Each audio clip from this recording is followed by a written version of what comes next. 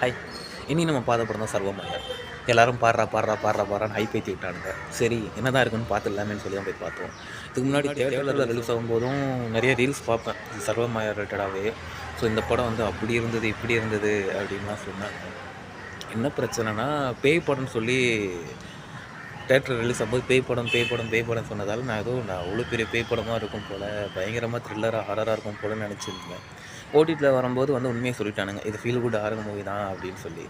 So படம் பார்க்கறதுனா பேய் படம்னா எனக்கு ரொம்ப பிடிக்கும் சின்ன வயசுல.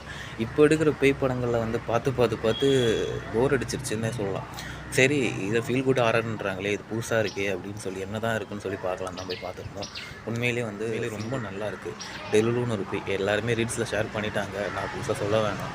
ஸோ டெலுலுன்னு ஒரு பேய் வந்து இந்த படத்துல இருக்கு. இந்த மாரி ஒரு பேய் நம்ம லைஃப்லயும் வராதா அப்படின்னு சொல்லி ஏங்க வச்ச ஒரு படம்.